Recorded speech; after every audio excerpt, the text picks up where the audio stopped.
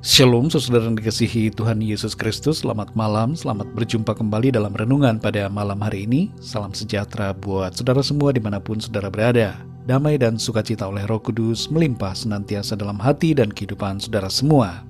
Sebelum kita mendengarkan renungan firman Tuhan, mari sama-sama kita berdoa.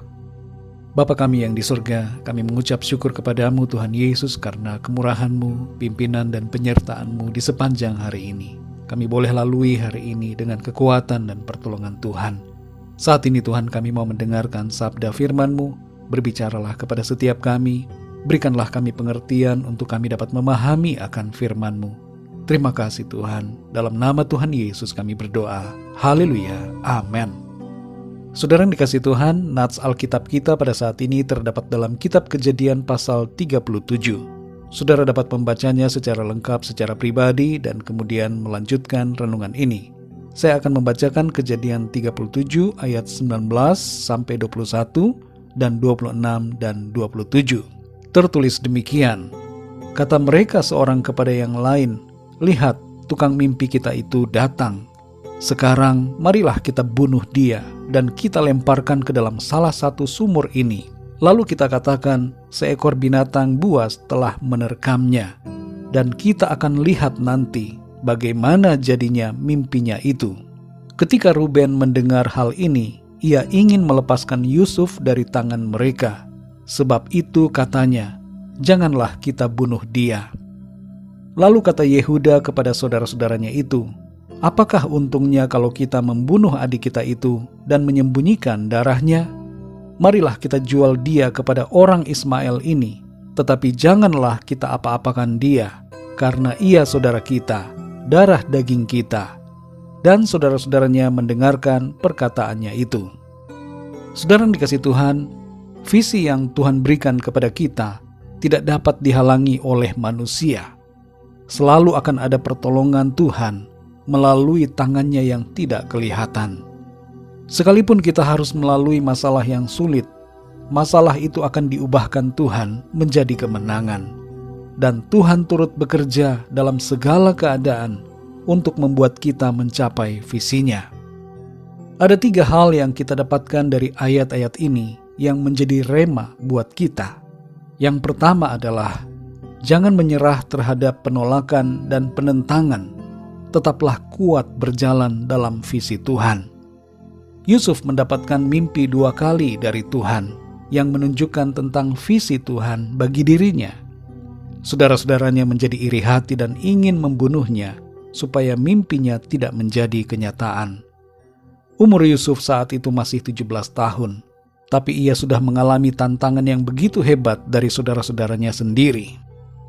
Saudara yang terkasih, visi dari Tuhan yang kita dapatkan seringkali mengalami tantangan justru dari orang-orang yang terdekat dengan kita. Kelihatannya seperti mendukung, tapi ternyata tidak, dan bahkan hendak menghalangi, menutupi atau mematikan visi dari Tuhan itu. Kita tidak perlu kaget saudara bila mengalami hal-hal yang seperti ini. Tetaplah kuat dan berjalan dalam visi yang telah kita terima dari Tuhan. Yang kedua saudara, Tuhan akan menggerakkan orang-orang untuk menolong kita. Akan ada pribadi-pribadi tertentu yang digerakkan Tuhan untuk menolong dengan caranya masing-masing. Dalam ayat ini kita membaca peranan Ruben dan Yehuda yang menghalangi rencana pembunuhan terhadap Yusuf dan mengubah rancangan itu menjadi menjual Yusuf kepada orang-orang Ismail. Perhatikan di sini saudara, kelihatannya Ruben dan Yehuda berada di sisi yang berlawanan. Tapi sebenarnya mereka memiliki niat untuk menolong Yusuf agar ia tetap hidup. Dalam hidup kita ini saudara, akan ada beberapa orang yang Tuhan taruhkan dalam hidup kita untuk membuat visi kita tetap terjaga dan memampukan kita untuk mencapai rencana Tuhan. Yang ketiga saudara, Tuhan turut bekerja dalam setiap keadaan untuk menjadikan visinya terjadi atas kita.